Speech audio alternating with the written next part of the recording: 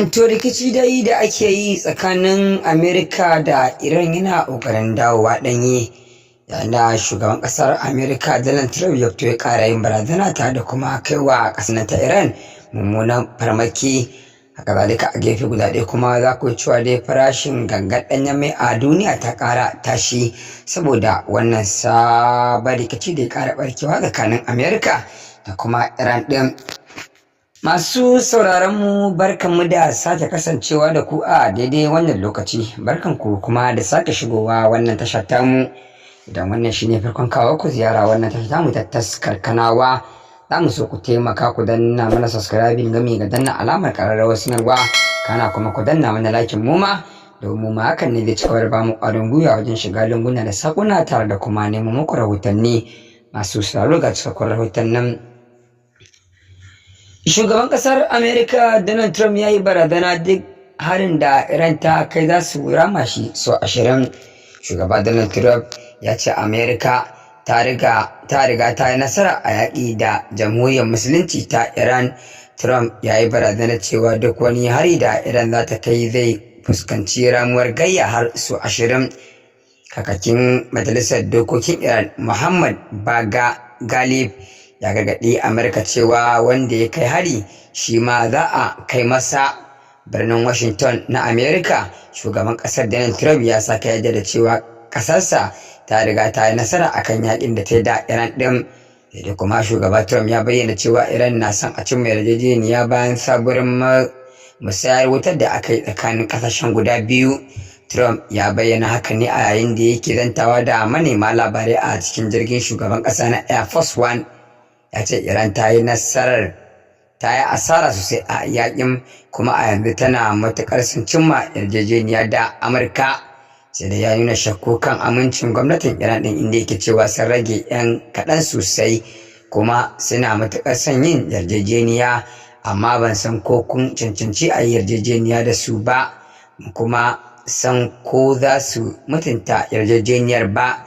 Trump ya yi martani kan hare-haren Iran ɗin da aka tambaye dalilin da ya sa Iran za ta kai hare-hare kan jiragen kasuwanci duk da ikirarinta na son yarjejeniya. Trump ya ce saboda suna yin abubuwa kamar mahaukata, a gaskiya hakan kamar rashin hankali ne, sun ɗan fita daga hayyacinsu, amma suna son yarjejeniya matuƙa. Shugaba na Amurka ya kuma yi barazanar ɗaukar matakin soja mai tsanani idan Iran ta sa ta kai hari, inda ce mun kai musu munanan hari duk lokacin da suka kai mana ɗaya, to fa ko shakka babu sai sun neman ninka yi su 20. Ya ƙara da cewa lokacin da aka tambaye shi na shirin koma cikakken yakin soja da Iran, Trump ya amsa da cewa ban sani ba, muna da hanyoyi da dama na samun nasara, amma ta fuskar soja mun riga mun yi nasara ga baki ɗaya. Kakakin Majalisar Dokokin Iran Muhammad Baga Galib ya gargaɗi Amurka da cewa cin zarafi da karya alkawari ba su ci gaba da kasancewa ba tare da wani abu wanda zai haifar da ɗa mai ido. A wani sako da ya wallafa a shafinsa na X, wanda abu aka fi sani da Twitter, ya ce ina son na bayyana a fili cewa idan kuka kai hari za a kai muku. Ya kuma gargaɗa Amurka game da matsin lambar da take yi kan mashigar nan ta Hormuz. A cewarsa buɗe mashigar zai kasance ne bisa tsarin Iran, ba bisa tsarin Amerika ba.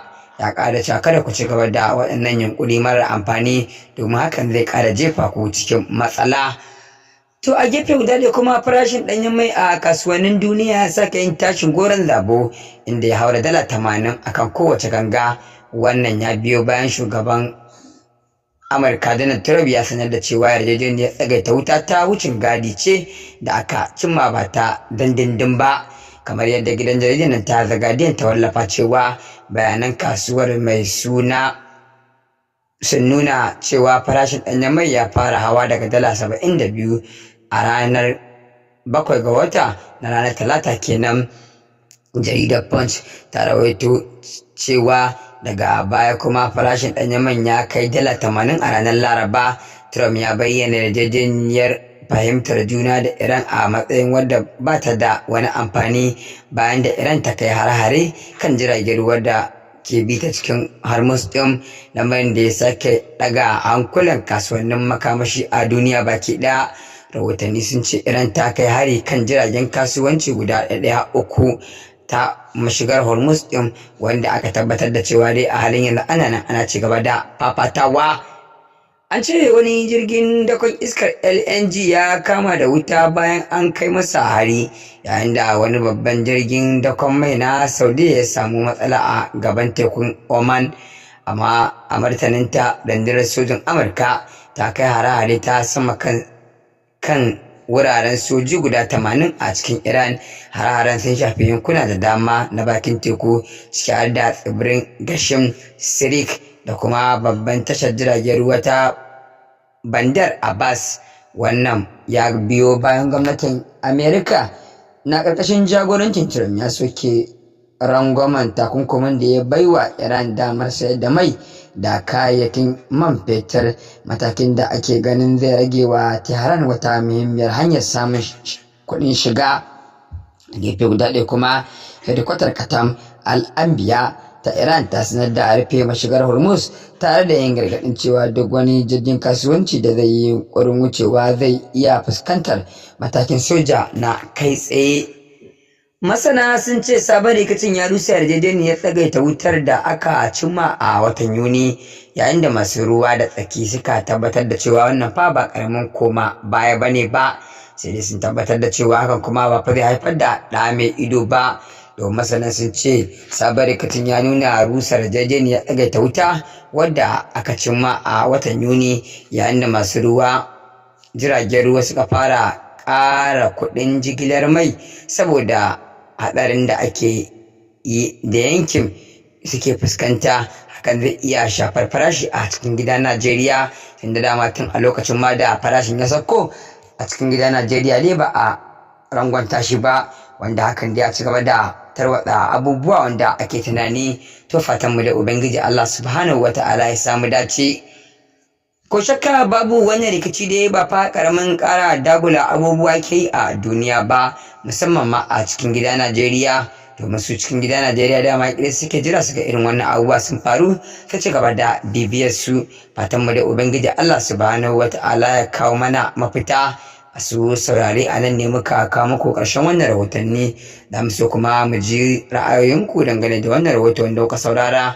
Fatan mu da Ubangiji Allah subhanahu wata'ala ya kawo mana ƙarshen wannan masifa, kuma kawo mana mafita baki ɗaya. Haka zalika kuma ya kawo lokacin da za a tsagaita wannan abin na dindindin. Domin ji ra'ayoyinku a shafin namu na Kai ta Kwana a cikin comment section.